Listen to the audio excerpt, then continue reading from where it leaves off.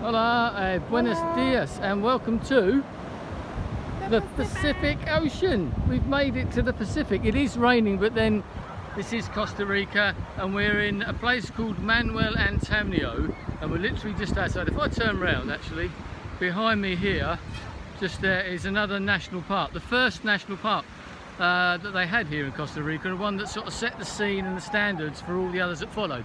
But more of that later.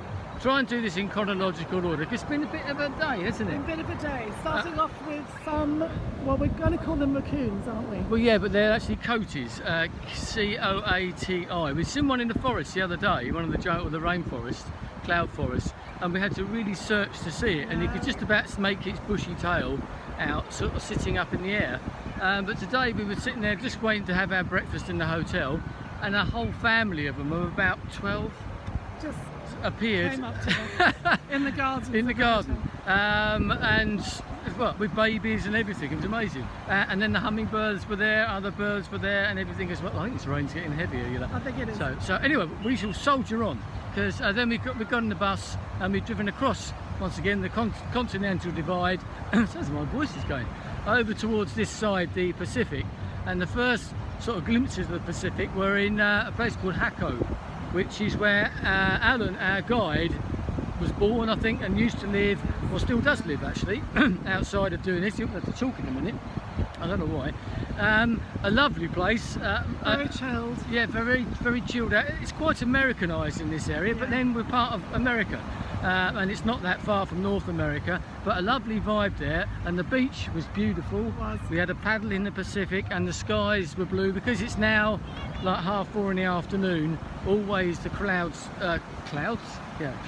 build up, especially in this part where we got sort of effectively got secondary and primary rainforest behind us once again. So, and then then we drove some more. We drove some more, a little bit up the coast, and stopped at this place only a few miles from there, and had lunch.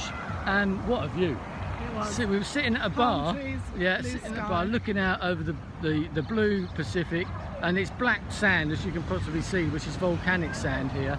A pretty idyllic way to spend a lunch. One of those things you think, I mean, I've been lucky enough to come to the Pacific before, but Julie hasn't. I've never been, so it was really special. Yeah, really but then... But we couldn't eat a lot of lunch. No, we were a little bit apprehensive, because what did we do after that? Well, like complete idiots, we booked to do some zip lining. And Yes. neither of us like heights, so what are we doing? No, and we didn't really know what to expect, to be perfectly honest, but the zip line took place up in the hills just behind Jaco, that area we were just saying about. And what we didn't realise, that you do sort of, well, in this particular one, there's lots of varieties. There are 16 different zip wires, and 15 different platforms that you go from A to B. One hanging suspension bridge, which you loved, didn't you? It really challenged both of us, didn't it? Yeah, to be fair. But, we did it. And it was exhilarating and terrifying in equal measure. All those things. But it's one of those things you had to do.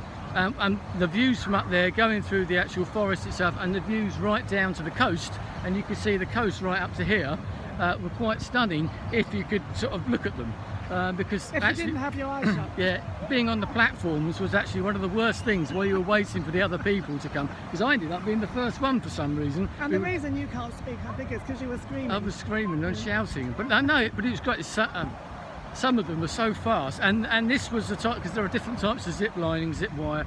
These are the ones where you actually control it yourself. The braking you control yourself. Others, I think it's more or less done for you, but this you have to hold on with, you know, and then you get your strong arm is behind you, and you sort of pull down on it to brake. No practice runs, straight into the deep end.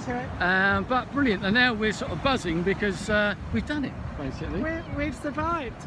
Yeah, and we were the only two, because the only two people in our group that actually did that. That mad. There's a couple of American guys, very gung-ho, but they admitted that they weren't particularly, that they didn't like heights either. So a really good day. I think we're both buzzing. We're now going to go and enjoy the happy hour at our little hotel, which is literally half a mile, if that, from the beach here. Tomorrow we're going into the park and to some pretty stunning beaches by all accounts, so hopefully my voice will have come back from them by then. But yes, it's been one hell of a day. It's been quite a day. And you won't be able to wipe the smiles off.